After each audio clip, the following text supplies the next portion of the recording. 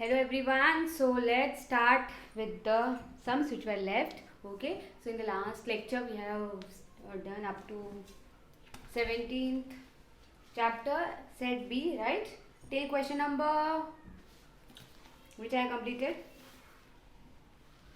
14, I think so.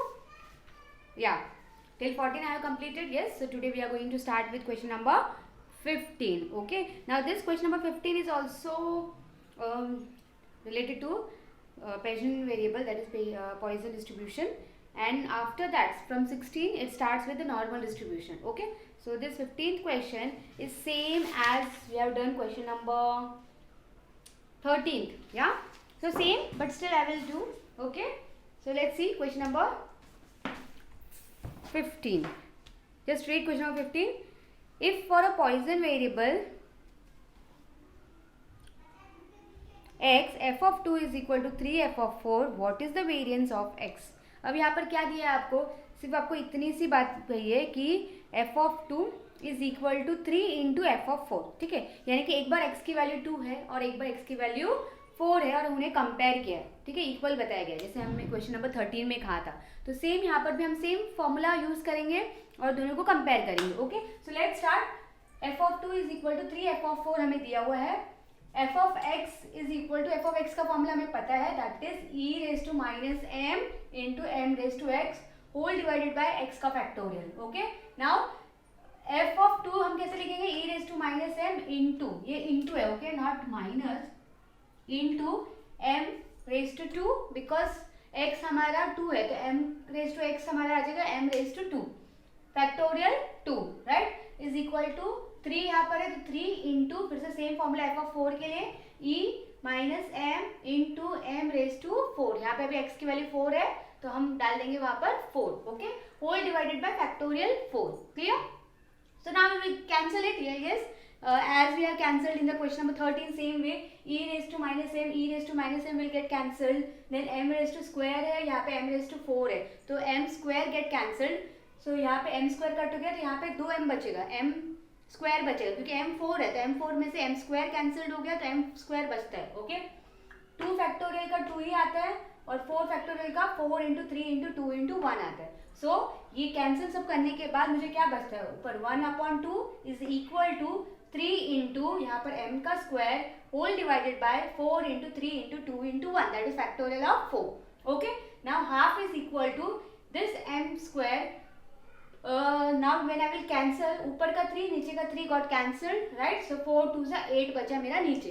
अब I will do the cross multiply. So 2m square is equal to 8 आया, m square is equal to this 2 will go this side and it will get divided. So 8/2 आया, जब 2 के divide में 8 4 से आता है तो m का स्क्वायर 4 आया.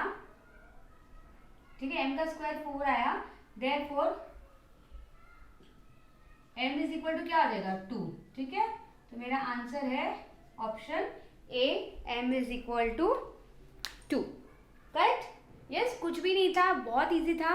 उन्होंने f ऑफ 2 बोला है is equal to 3 into F of 4 बोला है तो सेम f ऑफ 2 का फॉर्मूला लगाएंगे हम, मतलब f ऑफ x का फॉर्मूला लगाया, वहाँ पे x की वैल्यू हम 2 लेंगे, जहाँ पे भी x से वापस 2 सब्स्टिट्यूट करेंगे, और 3 इंटू एफ ऑफ 4 बोले तो 3 को ऐसे ही रखेंगे, इंटू एफ ऑफ 4 की जगह पे f ऑफ x का फॉर्मूला लगाएंगे और x की जगह पे हम 4 सब्स्टिट्यूट करेंगे, राइट. उसके बाद we will cancel whatever is getting cancelled. वो होने के बाद जो बचा है उसको हम सॉल्व करेंगे तो we will get the answer. So m is equal to 2 आया, which is our answer A, option A. Okay,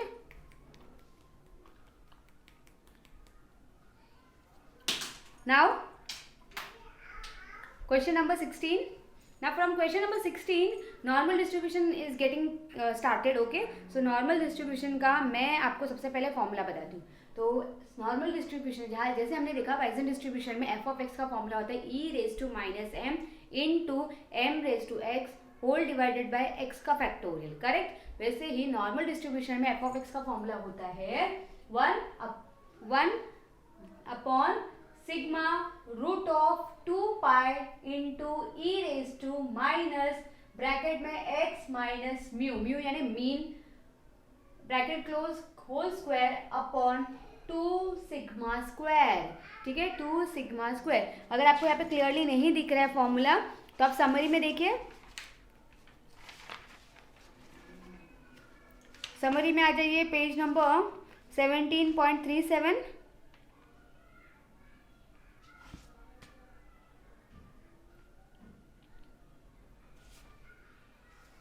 नहीं, समरी में नहीं दिया है, एक सेकेंड है।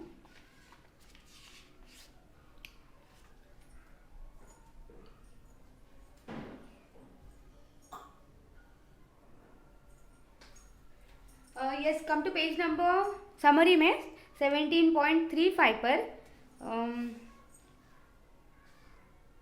सी 3 मेन डॉट्स दिए वहाँ पे ब्लैक कलर के। तो third dot, continuous random variable x is defined to follow normal distribution with parameters mu and sigma square to be denoted by।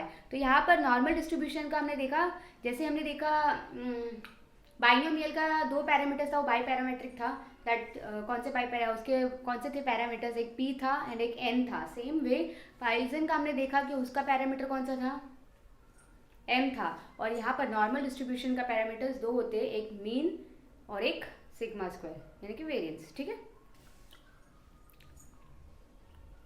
अब तो फॉर्मूला देखिए वहाँ पे F of X if the probability density function of the random variable X is given by. So ये probability density function है और F of X is equal to 1 upon sigma root 2 pi into E raise to minus X minus mu, mu यानी mean का whole square divided by 2 sigma square. ठीक है, तो ये हमारा फॉर्मूला है। अब ये फॉर्मूला यूज करके हम क्वेश्चन सॉल्व करेंगे। ठीक है, तो come back to the question now. Yeah, so question number 16, what is the coefficient of variation of x characterized by the following probability density function f of x।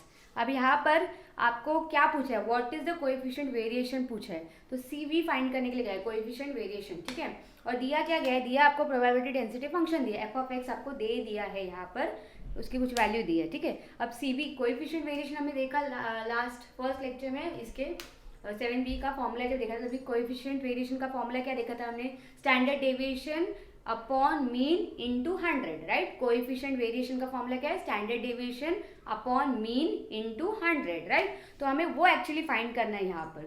तो वो find करने के लिए हमारे पास स्टैंडर्ड डेविएशन चाहिए, हमारे पास mean चाहिए। Right, तभी हमें कोएफिशिएंट वेरिएशन मिलेगा।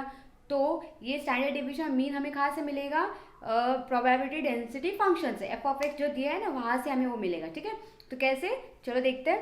तो सबसे पहले हमें यहाँ पर मैंने सिर्फ फॉर्मूला लिखा है, C V is equal to standard deviation upon mean into 100 और F of X is equal to 1 upon sigma root of 2 pi into E minus X minus U upon 2 sigma square. ठीक है, अब मैं compare करूंगी फॉर्मूले को और जो वैल्यू मुझे दी है, यानी कि एफ ऑफ एक्स की वैल्यू मुझे दे दी है 1/4 root of 2 pi into E minus क्या दिया है X minus 10 whole square whole divided by 32।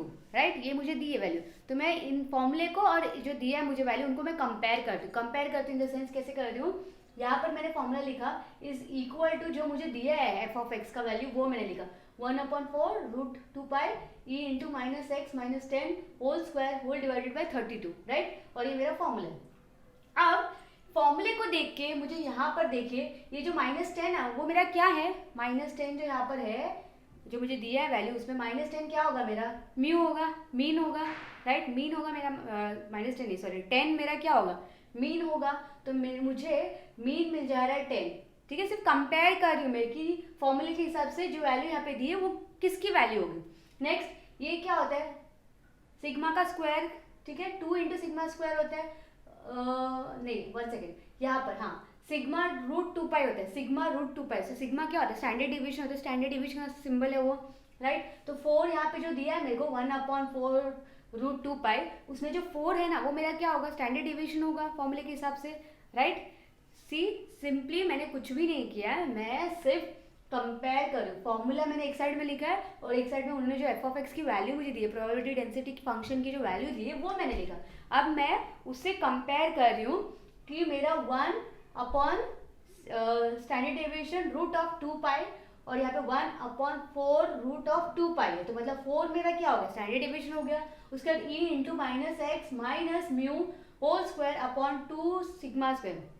तो यहाँ पे म्यू या मीन जो है वो मेरा क्या हो जाएगा, 10 हो जाएगा। करेक्ट, तो इससे मुझे स्टैंडर्ड डेविएशन मिल गया 4 और मीन मिल गया मुझे 10। ठीक है, अब मेरे पास दोनों भी है CV फाइंड करने के लिए, तो I will just put the formula CV is equal to standard deviation upon mean into 100। तो standard deviation 4 upon mean 10 into 100, cancellation करके मुझे कोएफिशिएंट वेरिएशन जो है वो 40 आ रहा है। ठीक है, which is my option C. समझ में आया? वेरी सिंपल, सिर्फ फॉर्मूला डालना है और आपको कैसे भी क्वेश्चन दे आपको कुछ ना कुछ वहाँ पे क्लू दिया होगा कि क्या करना है हमें। ओके, सो हमारा यहाँ पर क्वेश्चन नंबर 16 का आंसर है option C 40। Okay, now next move to question number 17। What is the first quartile of X having the following probability density function. अच्छा, अभी क्वार्टाइल के बारे में पूछा है, वापस समरी पे आ जाइए। That is page number same, not same, हाँ 17.36 पे समरी के। ठीक है, तो यहाँ पर क्वार्टाइल का दिया, देखो आपको the first and third quartiles are given by, so Q1 is equal to mu minus 0.675 sigma. तो म्यू क्या होता है हमारे यहाँ पे मीन, तो मीन माइनस 0.675 सिग्मा है स्टैंडर्ड डेविएशन, और एंड क्वार्टाइल 3। तो दो क्वार्टाइल होते हैं, एक तो फर्स्ट क्वार्टाइल और एक तो थर्ड क्वार्टाइल। ठीक है, उसे 2 क्वार्टाइल भी बोल सकते हैं, बट थर्ड क्वार्टाइल उसको Q3 के इससे कहा जाता है।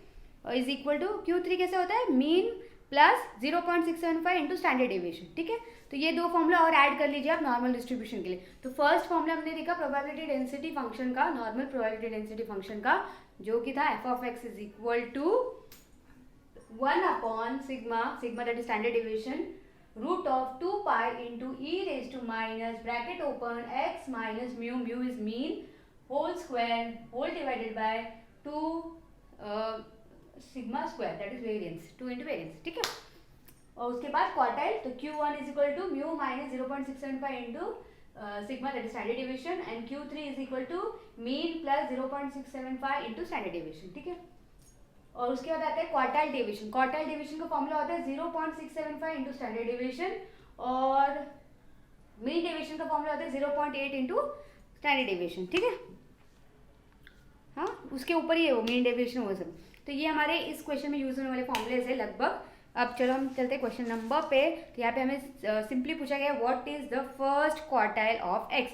फर्स्ट क्वार्टाइल यानी हमें क्या पूछा है, Q1 फाइंड करने के लिए पूछा है, और Q1 का फॉर्मूला क्या होता है, mean minus 0.675 into standard deviation, right. तो यानी इससे हमें पता चल रहा है मुझे एक तो मीन की जरूरत है और दूसरा स्टैंडर्ड डेविएशन की जरूरत है, क्योंकि 0.675 तो मुझे याद है। ओके ठीक है, तो है क्या, चेक करते हैं। तो f of x is equal to 1 upon root 72 pi into E raise to minus X minus 10 whole square whole divided by 72 दिया गया है यहाँ पे।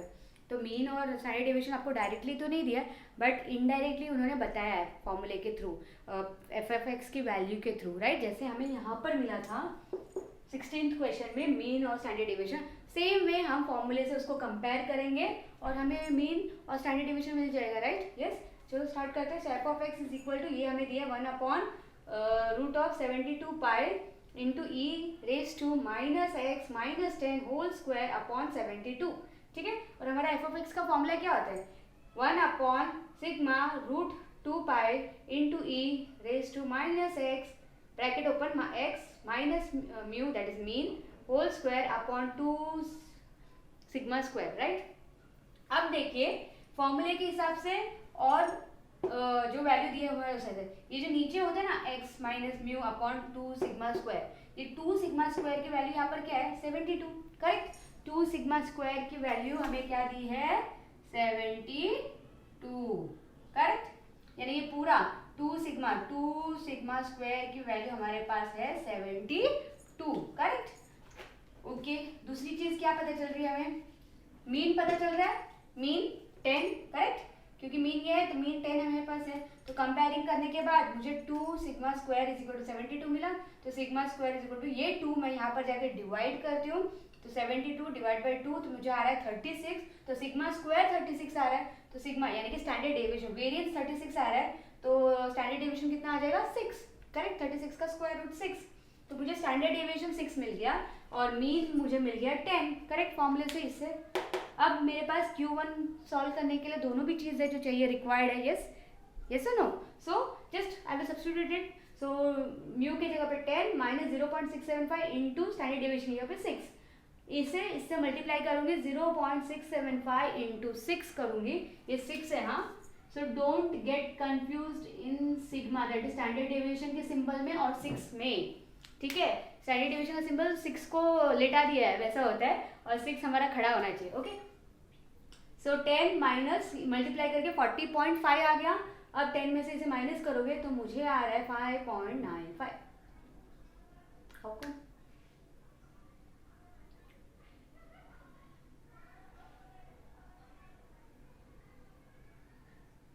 फोर 4.5 या सॉरी 40 नहीं 4.5 है। Sorry 4.5 I think. Let's check once ना, एक बार चेक कर लेती हूँ। 0.675 इंटू 6 4.05, ओके सॉरी 4.05 है, ठीक है।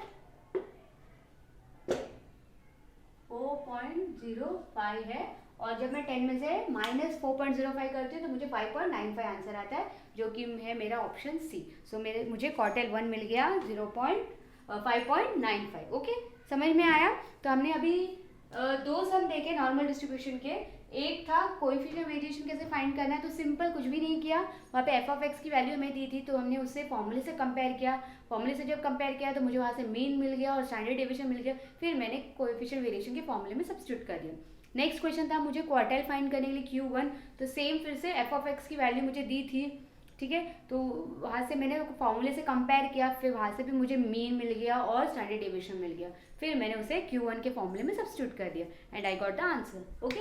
Now question number 18. So question number 18, if the two quartiles of n, that is normal distribution, n means normal distribution, mu and sigma square, that is mean and variance, are 14.6 and 25.4 respectively, यानी आपको mean दिया है 14.6 और variance दिया है 25.4 respectively, what is the standard deviation of the distribution. तो standard deviation क्या होगा? अच्छा ओके, वेरी सिंपल, चलो स्टार्ट करते हैं। अभी ये जो दिया है ना, इफ द टू क्वार्टाइल्स दिया है ना, क्वार्टाइल्स के बारे में कहा है, तो क्वार्टाइल्स दिया तो हमें क्वार्टाइल्स का फॉर्मूला यूज करना पड़ेगा। तो क्वार्टाइल्स, टू क्वार्टाइल्स बोला था, एक तो Q1 होता है और दूसरा Q2 होता है। तो चलो करते हैं। तो Q1 मैंने लिखा है mu minus 0.675 standard deviation is equal to 14.6 दिया है, और Q3 मुझे mean plus 0.675 standard deviation into standard deviation is equal to 25.4 दिया है, ठीक है। अब ये दोनों इक्वेशन को मैं ऐड कर देती हूँ, okay. I will add this two equations. तो एडिंग इक्वेशन 1 एंड 2, मुझे ये मीन प्लस मीन कितना हो गया? 2 मीन हो गया, राइट। 0.675 स्टैंडर्ड डेविएशन प्लस एक माइनस में एक प्लस में, तो ये गॉट कैंसल, ठीक है। मैंने यहाँ पे कैंसिल नहीं किया ताकि आपको क्लियरली दिखे ना, इसलिए मैंने यहाँ पे कैंसिल नहीं किया, बट मैं अभी बता रही हूँ आपको कि minus 0.675 standard deviation plus 0.675 standard deviation, तो ये कैंसिल हो गया, इज इक्वल टू 14.6 और 25.4। इन्हें जब मैंने ऐड किया तो मुझे 40 आ रहा है, ठीक है, ऐड करके। अब मेरा बचा 2 मीन इज इक्वल टू 40, तो मीन इज इक्वल टू 40/2, तो जब मैं कैंसिल करूँगी तो मुझे मीन आ गया 20, करेक्ट। अब मैं इस मीन को किसी भी एक इक्वेशन में सब्स्टिट्यूट कर देती हूँ। तो substituting in equation 1, Q1 is equal to mean minus 0.675 into standard deviation. तो Q1 की वैल्यू मुझे क्या दी है? 14.6, ठीक है, is equal to 20 minus 0.675 into standard deviation. तो 0.675 standard deviation is equal to 20 minus 14.6। अब 0.675 standard deviation is equal to 20 में से मैंने 14.6 माइनस किया तो मुझे 5.4 आ रहा है। अब मैं ये 0.675 वहां पर जाकर डिवाइड कर दूंगी क्योंकि यहाँ पे मल्टीप्लाई हो रहा है। तो standard deviation is equal to 5.4 upon 0.675 जो कि आ रहा है 8। तो मेरा आंसर है स्टैंडर्ड डेविएशन 8, जो कि ऑप्शन डी। आई थिंक मैंने आपको स्टार्टिंग में इस क्वेश्चन में बताया कि मीन और ये दिया ना, sorry, if the two quartiles दिए, ठीक है, ऑफ एन, वो बता रहा है कि टू क्वार्टाइल्स ऑफ एन का जो पैरामीटर्स दिया है ना, मीन और variance, are this and this. तो Q1 और Q3 एक्चुअली आपको दिया है, सॉरी मैंने गलत रीड किया था अभी, ठीक है। तो two quartiles of normal distribution mean और वेरिएंस आर दिस। तो क्वार्टाइल्स की वैल्यू नहीं दी, यानी Q1 उन्होंने बताया 14.6 है और Q3 उन्होंने बताया कि 25.4 है, ठीक है। इसलिए मुझे ये ऐड करके वैल्यू सब्स्टिट्यूट करनी पड़ी, ठीक है। So this is your question number 18. Okay, now let's move to question number 19.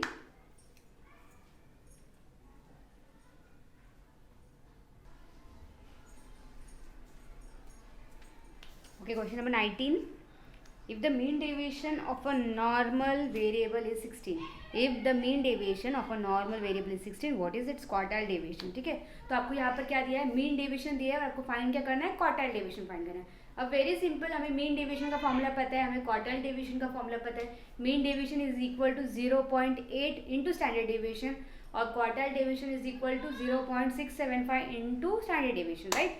Okay, तो अभी मीन डेविएशन हमें दिया है तो वहाँ से स्टार्ट करते हैं. तो mean deviation is equal to 0.8 into standard deviation है, राइट.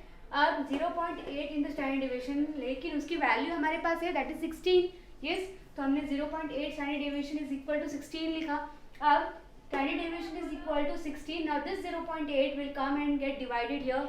तो 16 divided by 0.8. Okay, now standard deviation is equal to, जब हम डिवाइड करेंगे 16 upon 0.8 we will get 20 as an answer, right. तो standard deviation मुझे आ गया 20. अब this standard deviation को just I will substitute in the formula of quartile deviation. So quartile deviation is equal to 0.675 into standard deviation. This is standard deviation. Okay, don't get confused. This is not 6. Now 0.675 into 20. So multiply जब करोगे 0.675 into 20, we will get 13.50. ठीक है. So quartile deviation is equal to 13.5 मुझे answer आया, जो कि है मेरा option B. So B is the correct answer of question number 19. Okay, clear. तो कुछ भी नहीं था, मेन डेविएशन की वैल्यू हमारे पास थी तो वहाँ से मुझे स्टैंडर्ड डेविएशन मिल गया. फिर उस स्टैंडर्ड डेविएशन की वैल्यू को मैंने क्वार्टाइल डेविएशन के फॉर्मूले में सब्स्टिट्यूट किया तो मुझे वहाँ पर क्वार्टाइल डेविएशन मिल गया. Okay, very easy, right. So now question number 20. If the points of inflection of a normal curve are 40 and 60 respectively.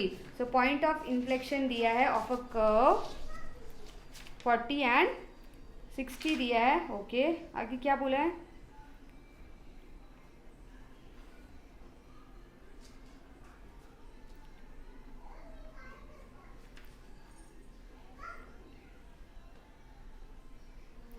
Respectively then its mean deviation is, तो मीन डेविएशन हमें find करना है. अच्छा, अभी inflection of a normal curve का value, inflection of a normal curve हम लेते हैं, कैसे लेते हैं, मीन माइनस स्टैंडर्ड डेविएशन और मीन प्लस स्टैंडर्ड डेविएशन. ये दो पॉइंट्स हम लेते हैं, मीन माइनस स्टैंडर्ड डेविएशन और मीन प्लस स्टैंडर्ड डेविएशन. ठीक है, ये आपको मिल जाएगा समरी में भी. ओके, अगर आपको चाहिए तो आप आ जाइए 17.36 समरी में. 17.36.5 देखिए, the normal curve y is equal to f of x has 2 points of inflection to be given by x is equal to mean minus standard deviation and x is equal to mean plus standard deviation. ठीक है, तो inflection का point हमारा normal curve का mean minus standard deviation और mean plus standard deviation ले लेते हैं. तो इन दोनों की वैल्यू हमारे पास है, तो मैं mean minus standard deviation is equal to 40, mean plus standard deviation is equal to 60. अब ये मैंने ले लिया. अब मुझे यहाँ पर हम इन दो इक्वेशन को हम ऐड करते हैं, तो मीन प्लस मीन, 2 मीन आ गया और minus standard deviation plus standard deviation will get cancelled. 40 plus 60 100 आ गया, right. Now mean is equal to 100 upon ये 2 यहाँ पर जाके डिवाइड हो जाएगा. सो मीन मुझे मिल गया 50, राइट. अब मीन मेरे पास है, मैं इसे सब्स्टिट्यूट करती हूँ किसी भी एक इक्वेशन में. तो मैंने इसे फर्स्ट इक्वेशन में सब्स्टिट्यूट किया, तो mean minus standard deviation is equal to 40. Mean की जगह पर मैंने 50 डाला, minus standard deviation is equal to 40, then standard deviation is equal to 50 minus 40. Okay, so standard deviation is equal to 50 minus 40, 10 आया. अब मेरे पास मीन है, मेरे पास स्टैंडर्ड डेविएशन भी है और मुझे फाइंड क्या करने के लिए कहा है, find the mean deviation, right. Mean deviation find करने के लिए कहा है, तो मीन डेविएशन का फॉर्मूला क्या होता है, 0.8 into standard deviation. So 0.8 into standard deviation, 0.8 into standard deviation क्या मिला मुझे, 10. तो 0.8 इंटू 10, तो मीन डेविएशन मुझे क्या मिल गया, 8. So answer is 8. ठीक है, यहाँ पर आपके टेक्स्ट बुक में रॉन्ग दिया है 40, 45, 50, 60 दिया है, तो ये वैल्यू नहीं हो सकता है क्योंकि हमारा normal curve mean minus standard deviation और मीन प्लस स्टैंडर्ड डेविएशन के हिसाब से अगर हम कर रहे हैं जो उन्होंने दिया है, तो उसके हिसाब से मुझे आंसर जो मीन डेविएशन है वो मुझे 8 आ रहा है. So this is the right answer. Text book का जो है वो रॉन्ग प्रिंट हुआ, I think so. Okay, question number 21 now. If a quartile deviation of a normal curve is, if the quartile deviation, तो यहाँ पर सॉरी सो क्वेश्चन नंबर 20 में हमें कुछ नया सीखने मिला, that is inflection of normal curve, right. तो तब क्या करेंगे हम, तो हमारे दो पॉइंट्स जो होते हैं इन्फ्लेक्शन ऑफ नॉर्मल कर्व के, वो एक mean minus standard deviation, mean plus standard deviation, तो वो लेकर हमें फिर जो पूछा गया है फाइंड करने के लिए वो हम फाइंड कर सकते हैं, ठीक है। So question number 21 now, if the quartile deviation of a normal curve is 4.05 then its mean deviation is, तो अब यहाँ पर क्या पूछा, if the quartile deviation of a normal curve is 4.05, quartile deviation दिया है आपको 4.05 और फाइंड क्या करने का है, मीन डेविएशन, ठीक है। ओके, सो हमें यहाँ पर भी क्वार्टाइल डेविएशन का फॉर्मूला हमें पता है, quartile deviation is equal to 0.675 into standard deviation, right. So let's start with using that formula.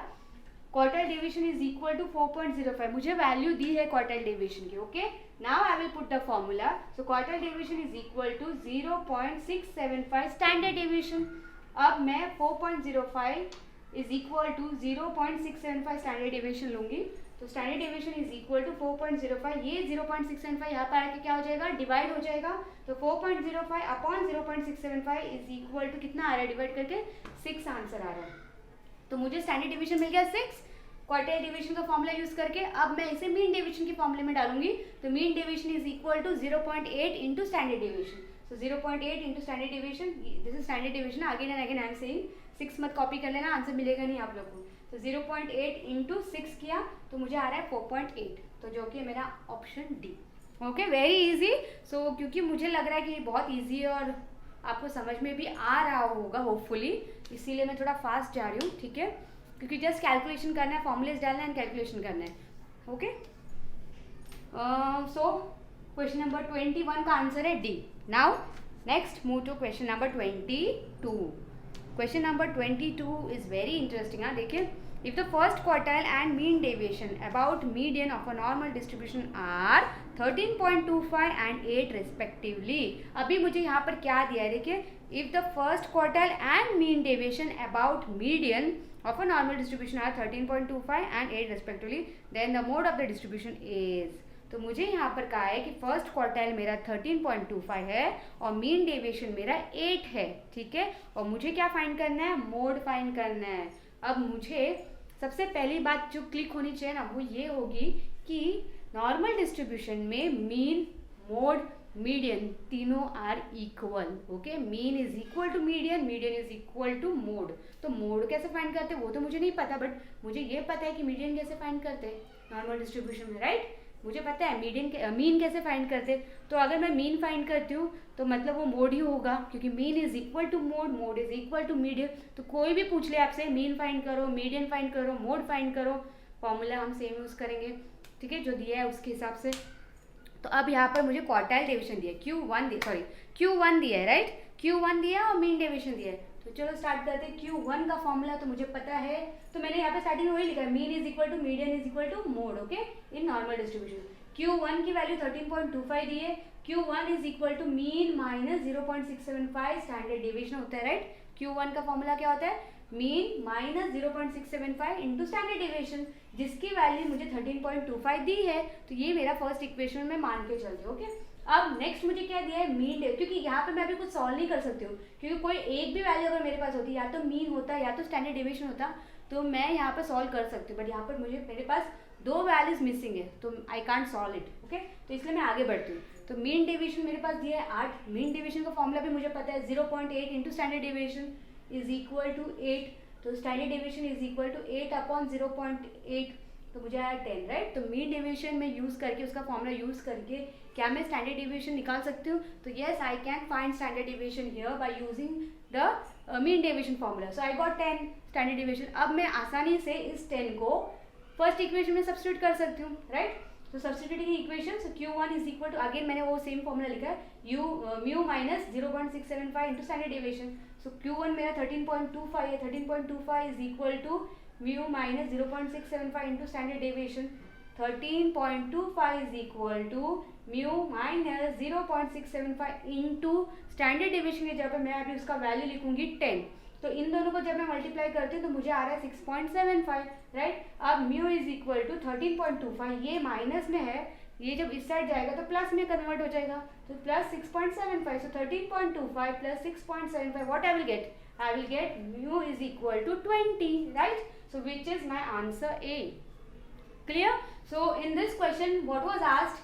It was asked to find mode, and what were given values, that is first was given Q1 value and second thing which is given is mean deviation, right? So by using mean deviation formula, first I got the standard deviation ka value, and then this standard deviation value I substituted in Q1 formula, and from there I got the mean, and mean is equal to mode, so mode is also 20. Okay, so this way I solve this question. So my question number 22nd answer is option A, right? That is 20. Clear? So hope all the questions are clear to you. Now only 2 questions are left. Let's do that also. Okay, question number 23 now.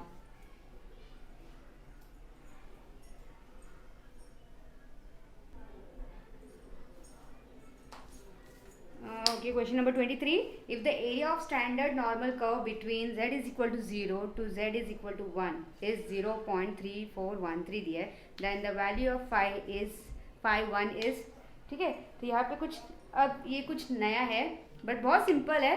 क्या पूछा? If the area of standard normal curve between, area पूछा है standard normal curve का, z is equal to 0 to z is equal to 1. यानी मैं यहाँ पे आपको कर्व बना के दिखा रही हूँ. ये नॉर्मल कर्व है, राइट? हमने देखा है थियोरी में. तो ये नॉर्मल कर्व मैंने बनाया. अब वो बोल रहे हैं यहाँ से z इज इक्वल टू 0 ये, और ये z इज इक्वल टू 1 है, ठीक है. तो यहाँ से z इज इक्वल टू 0 से लेके z इज इक्वल टू 1, यानी ये एरिया जो मैंने शेडेड किया है ना, ये एरिया का उन्होंने बोला कि 0.3413 है, उतना एरिया 0.3413 है, ठीक है. नेक्स्ट वो बोल रहा है then the value of phi 1 is, तो phi 1 का वैल्यू क्या होता है? phi 1 का वैल्यू होता है phi 1 is equal to z is equal to, जो कि z बोला, is equal to minus infinity to z is equal to 1. यानी माइनस ये जो है ना, यहाँ से यहाँ तक, यहाँ से लेके यहाँ तक वो माइनस इंफिनिटी होता है, और यहाँ से लेके यहाँ तक ये जो लाइन है, यहाँ से लेके यहाँ तक वो z इज इक्वल टू 1 होता है, ठीक है. तो ये इंफिनिटी है और ये z इज इक्वल टू 1, यानी कि यहाँ से लेके यहाँ तक का उन्होंने एरिया पूछा है, ठीक है. मैं इसे फिर से शेड कर दूँ. ये कैसे कुछ और से शेड करते हो ऐसे, ठीक है.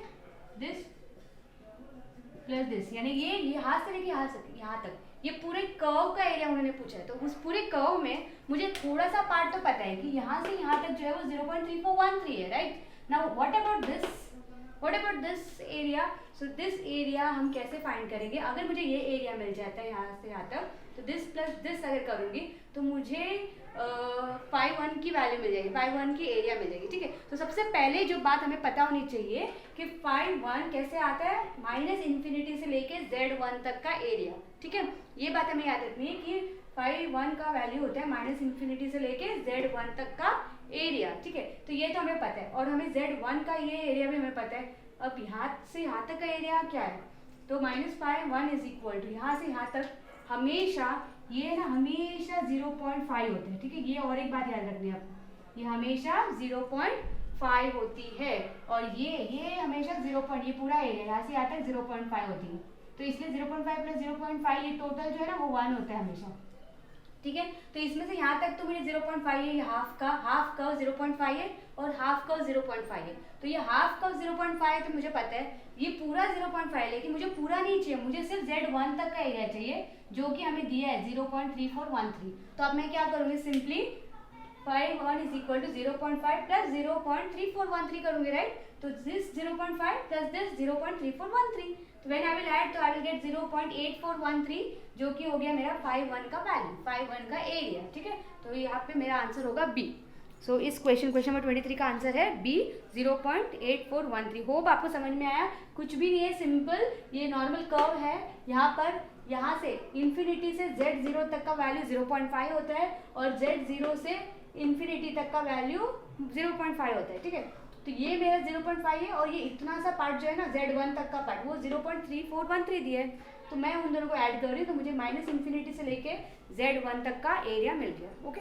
Now next question number 24. If x and y are two independent normal variables with mean as 10 and 12। अब यहाँ पर x एंड y दो वेरिएबल्स दिए, x का मीन दिया है 10 और y का मीन दिया है 12, ठीक है। तो दो वेरिएबल्स दिए और उनके दो मीन भी दे दिए, okay. And standard deviations are 3 and 4, और स्टैंडर्ड डिविएशन बोल रहे हैं 3 और 4 है।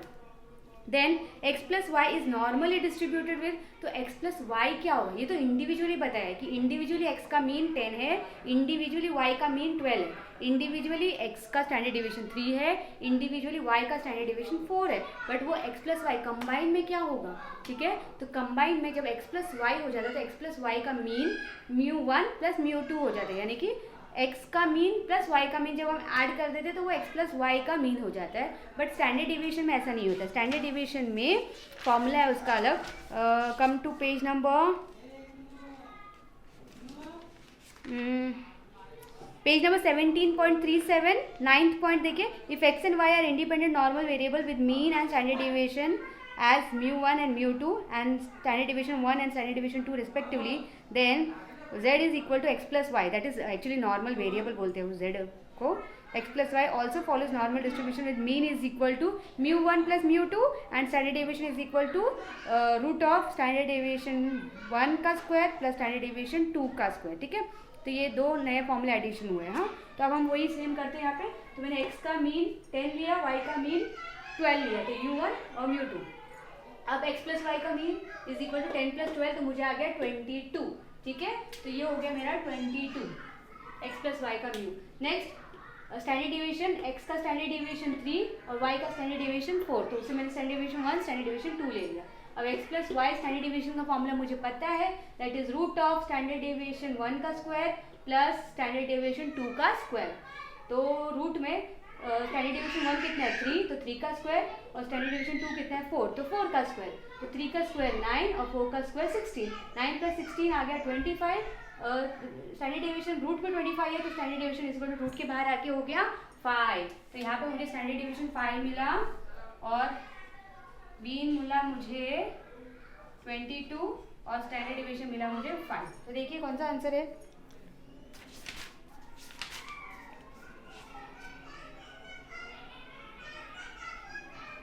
हाँ, एक्चुअली ये रूट में रखेंगे ना, क्योंकि स्टैंडर्ड डिविएशन रूट में होते हैं। ये 25 पकड़ लो, ठीक है, ये 25, तो 22 एंड 25, ठीक है। स्टैंडर्ड डिविएशन रूट में ही होता है, इसलिए 22 एंड 25। तो मेरा इस क्वेश्चन का 24 क्वेश्चन का आंसर होगा बी, ओके। ओ सॉरी, नो, स्टैंडर्ड डेविएशन का फॉर्मूला रूट में है, लेकिन रूट के बाहर आके वो 5 होता है ना। Sorry, I got confused, sorry. Standard deviation 5 होगा ना, रूट के बाहर आके 5 हो गया, राइट। 25 कैसे रूट में 5 होगा, तो मेरा आंसर होगा सी, ठीक है। Mean is 22 and standard deviation is 5, so question number 24 का आंसर होगा मेरा सी, ठीक है। तो ये थे सेट बी एक्सरसाइज, जो कि मैंने 3 पार्ट्स में, 3 पार्ट्स में आई थिंक सो 3 पार्ट्स में डिवाइड करके आपको एक्सप्लेन किया। तो फर्स्ट पार्ट था बाइनोमियल डिस्ट्रीब्यूशन के रिलेटेड, उसके फॉर्मूलेज, उससे रिलेटेड क्वेश्चन थे। नेक्स्ट था पॉइजन डिस्ट्रीब्यूशन से रिलेटेड क्वेश्चंस, और उसके बाद ये जो थर्ड पार्ट है वो उसमें एक सम पॉइजन का था, बाकी सब हमारा नॉर्मल डिस्ट्रीब्यूशन का था, जिसमें normal distribution curve, quartile deviation, mean deviation, quartile 1, quartile 3, ठीक है। मीन कैसे फाइंड करते हैं ये सब हमने देखा। Hope each and every sum आपको क्लियर है, प्लीज़ प्रैक्टिस इट। मुझे पता है बहुत कम टाइम बचा है, लेकिन हमें करना होगा, और इतना हार्ड भी नहीं है कि आप नहीं कर सको, बहुत ईजी है, बहुत आई थिंक अच्छे से मैंने एक्सप्लेन किया हर एक पॉइंट को, okay. So just practice it, अगर प्रैक्टिस करोगे तो it will be very easy for you, so don't skip this chapter, very easy chapter, okay. अब जो बचा है 17 सेट सी थोड़ा लेंदी क्वेश्चंस है, ठीक है। तो वैसे मोस्टली क्वेश्चंस हमारे एग्जाम्स में नहीं आते इतने लेंदी, बट उसमें से कुछ थोड़े बहुत क्वेश्चंस है जो आ सकते हैं या पूछा जा सकता है पार्ट्स में डिवाइड करके।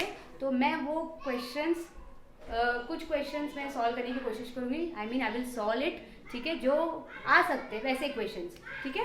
तो पूरा 17C सेट में नहीं सॉल्व करूँगी, क्योंकि इतना रिक्वायर्ड ही नहीं है, उतने क्वेश्चंस आते ही नहीं, वैसे क्वेश्चंस आते ही नहीं इतने लॉन्ग बड़े क्वेश्चंस, वो हमें सिर्फ प्रैक्टिस के लिए दिया है, बट ऐसे क्वेश्चंस मोस्टली नहीं आते हैं। तो कुछ पार्ट्स में आते हैं, मीन फाइंड करो ऐसे वैसे, तो वो मैं I will get that together and I will solve that questions for you. Okay, so by the time 17th A, set A and set B अच्छे से प्रैक्टिस कर लीजिए. ये 2 एक्सरसाइज तो आपके एकदम अच्छे से हो ही जाएंगे, सारे फॉर्मूलेज क्लियर होने चाहिए, सब क्लियर होने चाहिए. फिर हम 17C पर जाएंगे. ठीक है, तो that also I will complete bye Sunday. Okay, उसके बाद हम एक लेक्चर रखेंगे जहाँ पे हम सिर्फ डाउट्स क्लियर करेंगे. Okay, so for now this much. Okay, thank you. Just practice it. Okay, thank you.